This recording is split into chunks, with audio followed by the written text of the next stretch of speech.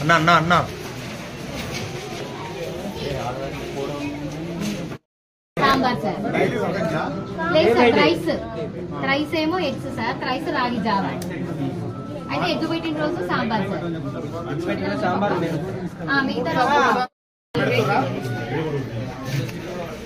కూరలు బాగుంటున్నాయా? అన్నం బాగుంటుందా? ఎగ్స్ ఇస్తున్నారా? మీకేం ప్రాబ్లం లేదుగా? ఇంటికన్నా తింటురా ఈడ తింటురా?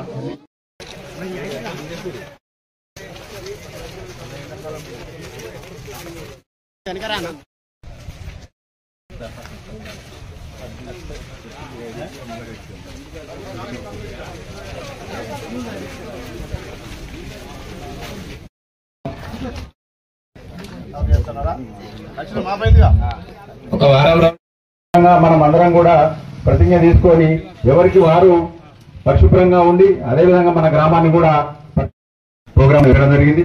ఇక 4వ రోజుకు వస్తే ఈ వైద్య ఆరోగ్య శాఖపై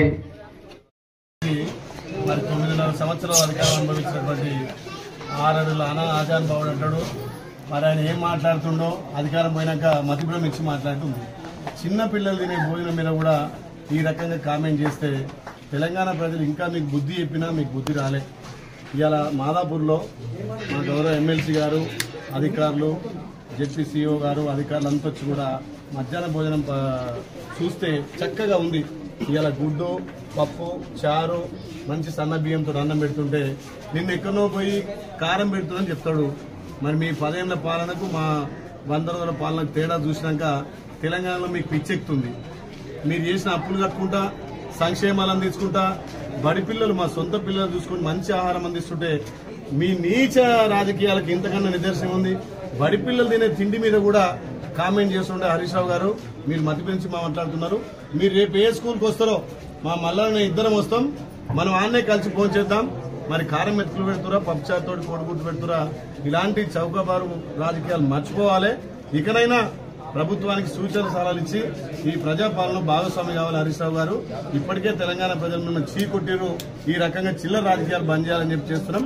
ఇవాళ మా తీర్మానం వల్ల మేము మా అధికారులంతా కూడా మాదాపూర్ స్కూల్లోనే పిల్లలతో భోజనం చేస్తున్నాం. ఇక్కడ ఉండే వాళ్ళు కూడా మంచి భోజనాలు ఏర్పాటు చేస్తున్నారు. ప్రభుత్వం కూడా పిల్లలకు మంచి భోజనం పెడుతుంది. అంటే ఇంకో విషయం, ఈ పాప ఎప్పుడన్నా కారం మెతుకులు పెట్టిరా మీకు? పెట్టలే కదా. ఇక్కడ హరీష్ రావు గారు మీ కొడుకు ఏమో సింగపూర్ లో ఆక్స్ఫోర్డ్ యూనివర్సిటీలో చదివి, కేటీ రామారావు పిల్లలేమో ఆక్రిజీలో చదివి. మా పేదోని బువ్వా దాని టేస్ట్ గురించి మీకేం తెలుసు?